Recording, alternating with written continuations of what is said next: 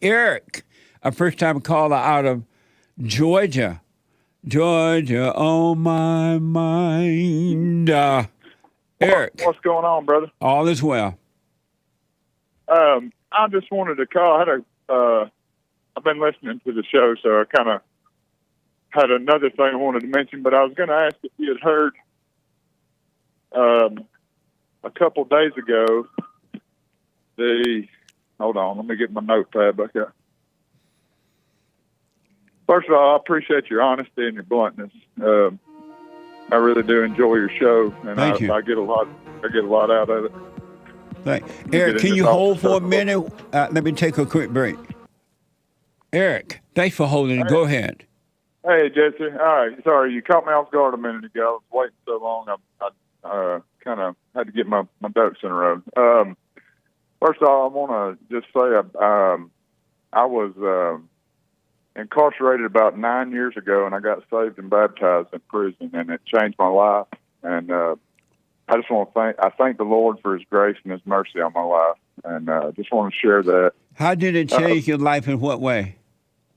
Well, when I got arrested, I was a homeless drug addict. I was strung out on heroin and meth, and you name it, whatever I get my hands on, really. He changed me. He changed my heart and transformed me. And I only did 2 years. It was kind of a petty thing, but it was all in His will. And he changed your heart from what to what?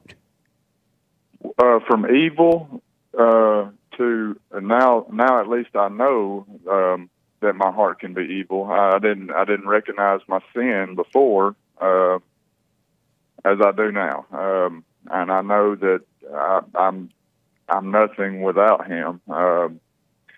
And he's transformed my whole life. I got a great. Go ahead. You got a great what? I got a great family. Got a wife. I got out. I met my wife about 6 months after I got out. This has been going on 7 years now. Right. When I met my wife, and I met her, and we were married a few months after I met her, and her father, her dad, was in the prison ministry, so I got to go in and share my testimony in actual prison. After I got out of prison, I went back into there to share my testimony, and then have you do you have children? Yes, sir. I have two boys, a 4-year-old, a 5-year-old, and then I have a 1-year-old little girl. And me and my wife lost a baby in February. Does she obey you? Do what? Does my wife obey me? Yes. Absolutely. I have a wonderful wife, and we try to serve God. We're far from perfect. Have you forgiven your mother? Well, yeah. For what? Have you forgiven your mother? Forgiven her for having me? Whoa. Forgiven her for what? Have you forgiven your mother? Yes, I forgive my mother. You went to her and forgave her? No, I didn't. Could you? And why haven't you gone to her and forgiven her? What should I forgive her for? If you don't mind me asking. Where do you think your anger came from that caused you to become homeless? Well, maybe a couple places. My mother was all I had because my dad took off when I was younger, and I knew him. And now that I've got older, we've kind of got a better relationship than but as when I was a kid, that's all I had. My mom, and then my granddad lived next door, thankfully, and he had a big hand in raising me. And where do you think your anger came from that caused you to become a homeless drug addict? I would say the devil. That's. I mean, how did it come from the devil? Well, I was very easily influenced by the world, which I guess would be because I didn't. I mean, I was raised by my mother, so, but I'm thankful for her. Where do you think your anger came from? I don't know, Jesse. It came through your mother. Well, I'll have to ponder on that. When your father left, he left your mother. He didn't leave you. He loved you. He just didn't know how to deal with your mother. And when he left her, and she didn't tell you that. Well, yeah, she's told me that. She told you he left her and not you? Oh, yeah. So why haven't you forgiven her then? Well, I will. I'm just not sure I understand. I'm not sure I understand, Jesse. Oh, okay, I see. You know, God said that we all must be born again of the Father. Yes, sir. What do you think that means? Well, I don't know. Help me out.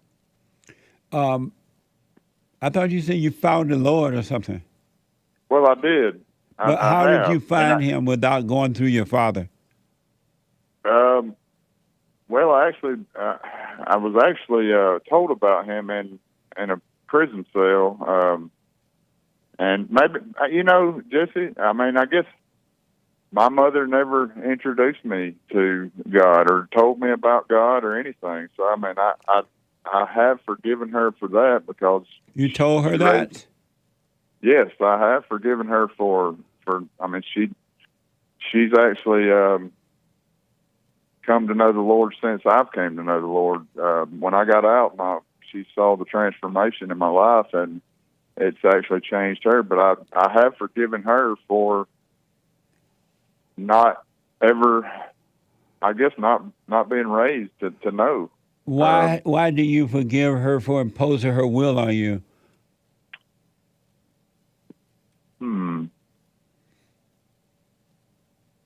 Because I don't want to hold on to any resentment. Well, that's how you overcome resentment, by forgiving her, and God will forgive you. Okay. I see what you're saying. Well, maybe I need to go forgive my mother then. Did you think by not forgiving her, you were going to be able to overcome resentment? Well, I don't have any resentment towards her currently, so I would say that I have forgiven her. You had it before, but you don't have it now? No, I don't have any resentment now. And I guess when I was in prison, I was a little bitter for. I really didn't know why, but maybe that's why. So you don't have any resentment now, you said? No, sir. So, I don't. I try to forgive quickly, and so you have no anger.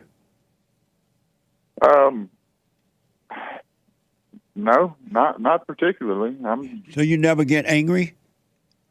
I have got angry. Yes. Do you ever get angry? On occasion, yes. So then you do have resentment. Anger is resentment. Anger is hatred. Okay. Well, I'm gonna have to think about that. Yeah. Here's what I recommend, because I can tell that you really you want to know God. You want to know God, but you need to really be still, so whatever is happening inside of you will be revealed to you, and you will see that your mother did the best she can, of course, the best she could, but because her mother did it to her, and her father didn't protect her from her mother, she imposed her will on you. You don't realize that's what has happened, and turn you away from your earthly father. And when you forgive your father for not being there to protect you from your mother, forgive your mother. She did the best she could. She couldn't help it. God, Lord bless her soul. And forgive your father. He couldn't deal with your mother. God will forgive you, and then you will start to live from within. and you will live in the spirit of the Father. You will walk in the spirit. You will see in the spirit. Your inside will change, and as a result, the outside of you will change as well. But everything starts within first, and you will know the Father. You will know Him, and nothing will ever be able to change your mind about that.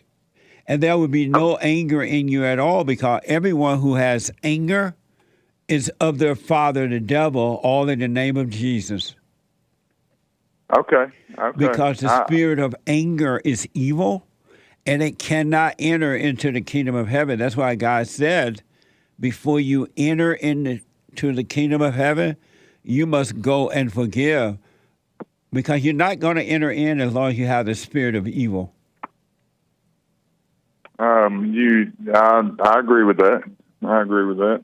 And so, and don't just go and forgive if you don't truly see that you do have some anger toward her. I'm gonna definitely be thinking about all this that we're talking about, because I want to know. I can tell. Have you tried? I do think that's part of sanctification. I want to know God. Yeah. I do. I want to please God. I read and study every day. I pray. I pray that I am a godly father, dad for my children to look up to, and a husband for my wife, because I want to glorify Him with my family and my actions. And well, let me tell you this, and then I'll tell you this, and then I got to run. But you're already pleasing to God. It's this. You just don't know that yet, because you don't know who you are yet. The person you think you are, you're not that person. And so you're already pleasing to God. He's already satisfied. He's already made you free. He already knows that you're not a sinner nor a saint. He already knows all that. It's just that you don't know it yet. But when you start to pay attention to what's happening in you, within you, you will see that you already know Him. You just didn't know that you knew Him. But all these ideas you have about Him are what keeping you from knowing that you know Him. You have all these ideas, and you got to overcome ideas and imaginations about God and about yourself. Okay. And well, I really appreciate your insight, and I will definitely be thinking on these things. Have you heard me say that all thoughts are all lies all the time? No, I have not heard you say that. All thoughts, except for practical thoughts. You got to go to work, feed your family, and all that. Practical thoughts, like a tool that you use, right? But all thoughts are all lies all the time about anything. Those that build you up are lying to you. Those that tear you down, lying to you. Those that tell you this and those that tell you that, lying to you. And you shall overcome them if you watch what's going on inside of you. Okay. Well, I really appreciate that, and I appreciate your words. Can I? Have you done the silent prayer? Sometimes every 10 minutes, I do. I have to stop. I'm on a stressful job, and yes, I every morning I pray silently, and every night before I go to bed. You pray with words? Yes. I want you to go and do, keep praying with your word, do your little hoop and holler, and then once you're done with that, be still and know God. I want to encourage you to give my silent prayer a chance. Go to rebuildingtheman.com/prayer. You said rebuilding a man? Rebuildingtheman.com. Okay, I'll definitely check that out. I appreciate that. Rebuildingtheman.com/prayer. And once you when you get up in the morning, you do your little hoop and holler to the devil, thinking that you're doing it to God. I want you to be still and know God, and He'll guide you. Okay, will do. He'll make it known, and He will guide. He'll take over. Awesome. Well, I appreciate it. I had another question. I don't know if you got time to hear it real quick. Okay, yeah, real fast. Okay. So I heard a couple of days ago there was the new spokesman or whatever.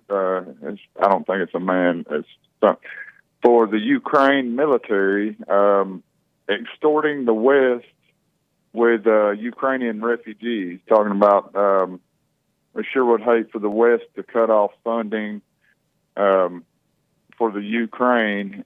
They would hate to see. I believe something along the lines that he would hate to see what the Ukrainian refugees would do if we cut the funding off. Do you think that's what's happening in America too, being infiltrated at our southern border? Without a doubt, man. I mean, it seems like we're being compromised more and more every day, and I just wanted to get your thoughts on that. No, without a doubt. The border's wide open, and it's intentionally, and they have all kinds of people coming in now from around the world. We are being infiltrated. Our government wanted it to be that way, because if they didn't want it to be that way, it wouldn't be happening. For example, they sent the police, the FBI, the CIA, and they sent everybody, including the military, to chase down one man over there in New Jersey somewhere. And they finally got him, but they would not. They sent dogs and everything, right? Who let the dogs out? They sent dogs after one man that had broke out of jail, who was here, reportedly was here illegally, and they would not put the dogs and the military and the FBI and the CIA on the borders at all. And they showed that they can do it if they want to do it. So, yes, we're being infiltrated. Right. And they're giving our money away to Ukraine and not doing anything for us. Do you think we'll get a handle on it? No. I don't either.